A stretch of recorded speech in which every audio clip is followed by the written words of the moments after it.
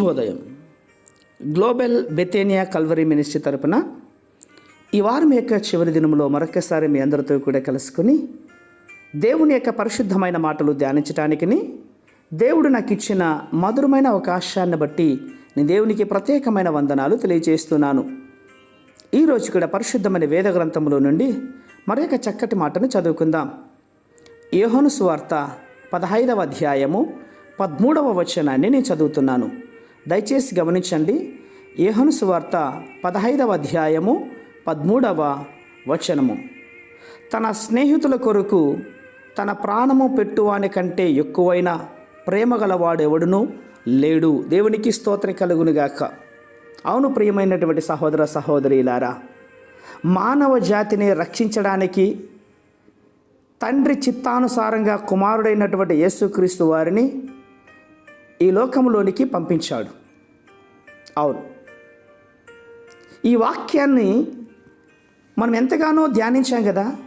గత 3 రోజులుగా ఇదే మాటలు మీ మధ్యలో పంచుకుంటూ ఉంటున్నాను. అవును, సత్యవాక్యాన్ని నెరవేర్చినటువంటి దేవుడు నీవు నేను ఆరాధిస్తున్న దేవుడు. ఈ మహా గొప్ప రక్షణ కార్యక్రమాన్ని నెరవేర్చడానికి చావు ఎరగని ప్రభువారు మన కొరకు చనిపోవడానికి ఈ లోకంలో పశువుల పాకలో జన్మించాడు. ఇదే నిజమైనటువంటి క్రిస్మస్ అంటే. ఈ మాసమంతా కూడా మనం కొనియాడుతూ ఉన్నాం కూడా. నా ప్రియ సహోదర సహోదరీలారా, క్రీస్తు జననం దేవుడు ఈ లోకానికి ఇచ్చిన విలువైనటువంటి వరం, ఇంకా చెప్పాలంటే అమూల్యమైన బహుమానం రక్షకుడైనటువంటి యేసుక్రీస్తు వారు. ఇట్టి క్రీస్తు జనానికి మూల్యం ఎంత కట్టగలమండి? అది ఎవరికి చేతనవుతుంది చెప్పండి?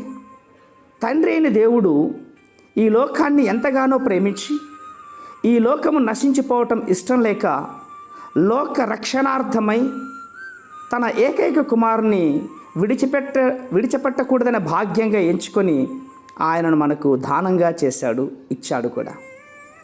యేసుక్రీస్తు వారు ఈ లోకానికి విలువ కట్టలేని క్రిస్మస్ కానుక, అది గుర్తుపెట్టుకో. అయితే మనము ఆయనకి ఏ కానుకలు ఇచ్చాం, ఏ కానుక ఇస్తే ఆయన ఆనందిస్తాడు, ఆశీర్వదిస్తాడు చెప్పనా? దేవునికి విరిగి నలిగిన హృదయం అంటే ఇష్టమైనటువంటి కానుక. మన హృదయాలను కానుకగా అర్పించి దేవుని దీవెనలు పొందుదాం. ఆయన ఇచ్చే నిత్యత్వాన్ని సంపాదించుకుందాం. అదే నిజమైన క్రిస్మస్. అలా చేయాలంటే రేపటి దినములో తప్పనిసరిగా కుటుంబ సమేతంగా దేవుని మందిరానికి రావాలి. దేవుడిచ్చే విలువైన ఆశీర్వాదములను పొందుకోవాలి. అప్పుడే నిజమైన క్రిస్మస్కు అర్థం. ప్రేమ నమ్మకమైన మా ప్రియ పరలోకపు తండ్రి, తన స్నేహితుల కొరకు ప్రాణం పెట్టువానికంటే ఎక్కువ ప్రేమ కలిగిన వాడు ఎవ్వడు లేడు నాయనా, మీరు తప్ప. అట్టి కృప మాకందరికీ మీరు అనుగ్రహించినందుకే స్తోత్రాలు అర్పించుకుంటూ చిన్న ప్రార్థనను మా రక్షకుడిని యేసయ్య నామమున అడిగి వేడుకను పొందుచున్నాం మా తండ్రి. ఆమేన్, ఆమేన్, ఆమేన్.